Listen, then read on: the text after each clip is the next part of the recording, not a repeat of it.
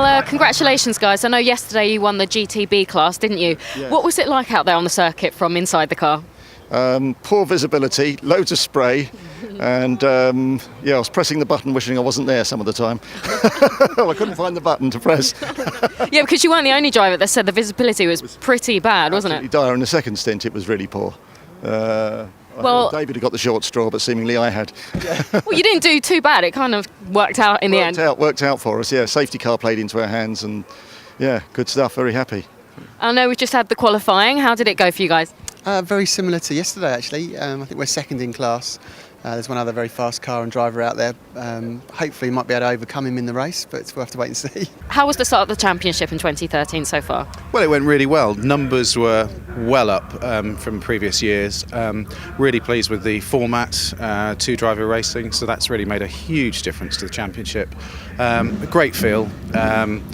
Everybody's really, really happy. A lot of positivity, and we're heading the right way. What are your expectations then for the rest of the season? Just to keep going how we're going, promoting the championship, making sure numbers are up, making sure all our competitors are happy. And I just think we've just got the right formula at the moment, and everybody's really positive. It's so nice to hear people chatting away informally about what fun they're having, which is the most important thing, and having some competitive racing. Because obviously people come here to race, to get in their cars and drive fast, but also you've got the hospitality side of it, where it's quite social and friendly, and it's more of a nice weekend out as well as, competitive racing. Well, that's something we hope to develop further, I think, as we progress, with having various things. It's the whole package thing. It's not a case of just having a 40-minute race and then two 25-minute races. I think I want people to go away at the end of the weekend and say that's a really nice, well-rounded event, and we had a really nice time. So looking maybe later this year, into next year, developing the whole package, and just having some other things on like entertainment and things like that. So it is a good weekend, and I want people to enjoy it and come back in 2 weeks' time for the next event and bring their friends with them and attract more people onto the championship. We're just on the grid for the first sprint race of the day. I'm going to have a quick word with John Dillon, who's on pole. If you just come this way. Hey John. Hi. It was pretty close between you and the BMWs in qualifying, so I guess during the race you're just going to try and get your head down and stay clear of them. Yeah, I think we all need to have a clean start into the first corner and then go for it, really. I know there was problems with visibility yesterday, and there's a lot better conditions in terms of the weather so far. Is that going to make a difference to your race? Oh yeah, it's always good to race in the dry after a wet race. And obviously this morning in qualifying, it was nice, good conditions. Seems like we're going to have the same for this first race, and we'll just get on with it.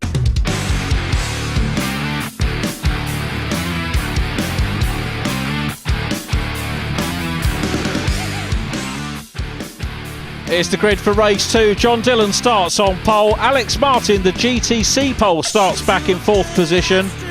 It's the Lotus of Chris Randall taking GTB honours in qualifying. He's 7th.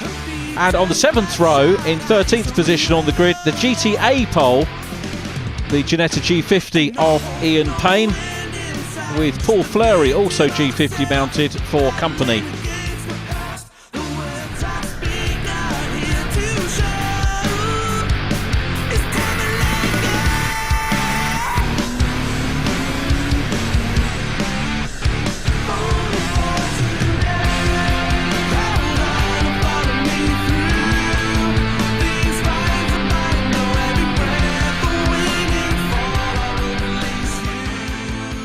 John Dillon and Lee Mole on the front row of the grid. Derek Johnston and Alex Martin on row 2. Row 3,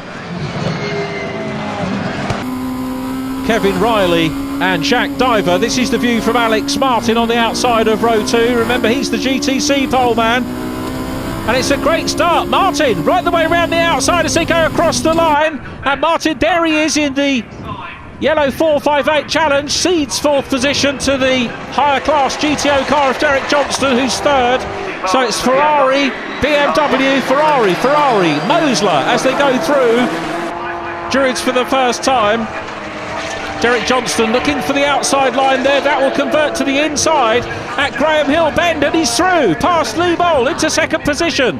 Ferrari, and now BMW down in third place. Fourth position, another Ferrari, as the race leader John Dillon starts to build a lead over reigning champion Derek Johnston in second position. Lee Mole in third.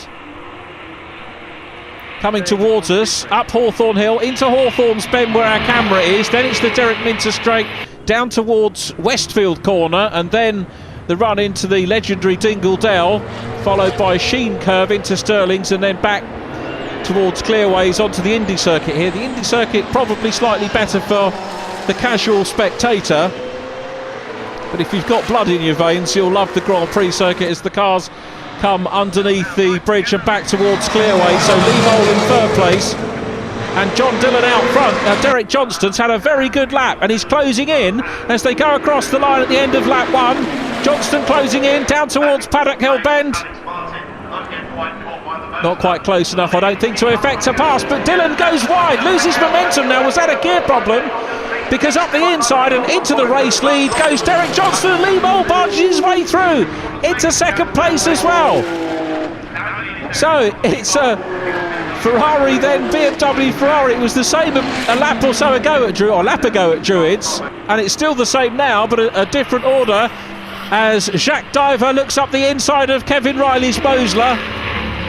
Still keeping that fresh engine good. I suppose yesterday the wet weather effectively helped him run in the engine on the Mosler, and he's fending off Diver at the moment. Problems for Darren Litton, qualified 16th in the 997 GT3, and it looks like he's going to be out of the race, certainly visit to the pits.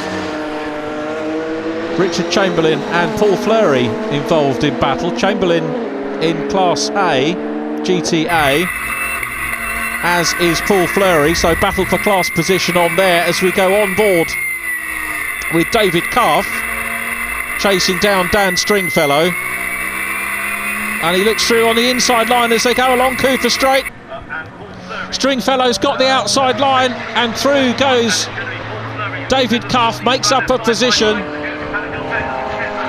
Paul Fleury, I think, has managed to, yes, he has got past Richard Chamberlain now, so the Ginetta ahead of the Lotus, two great British names in sports car racing, and a very good mix of cars here. Rupert Martin and Mike Seller. Now remember, these two very evenly matched in the wet yesterday, and exactly the same today. Still side by side. Rupert Martin has the inside line in the Ferrari, so he hangs on to the position. Mike Seller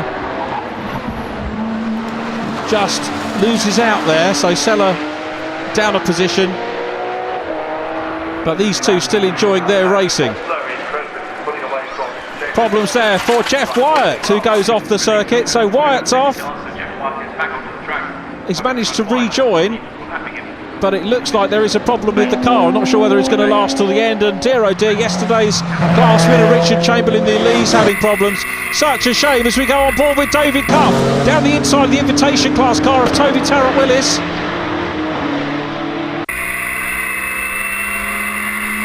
On the inside, it's Dan Stringfellow in the BMW fighting back from the manoeuvre that was pulled earlier on. So Dan Stringfellow, great recovery from him, and some good racing between the pair. Down the bottom of Halewoods, up Halewood Hill towards Druids.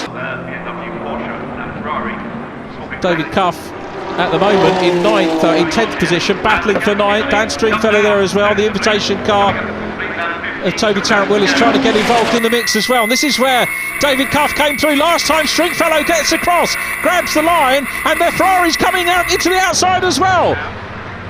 The Ferrari's got the line, and again you don't see too many cars pass on the outside at Surtees onto the Grand Prix loop. But Toby Tarrant Willis having a good go, back on board with David Cuff, challenging hard as they come down Hawthorne Hill up toward Hawthorne's Bend, and Dan Stringfellow holds on to position at the moment. So Dan Stringfellow in 9th position, Mick Dwayne ahead of him, you can see in the red Ferrari.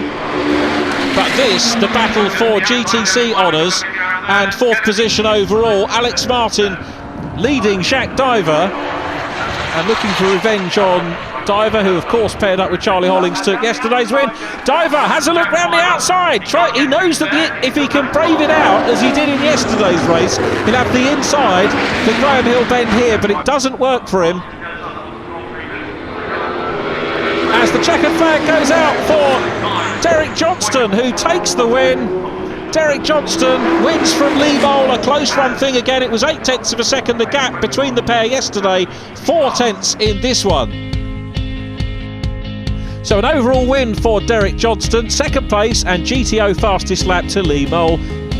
Third position goes to John Dillon, and then it's the GTC class winner, Alex Martin. Behind him, the man who took fastest lap in GTC, Jacques Diver.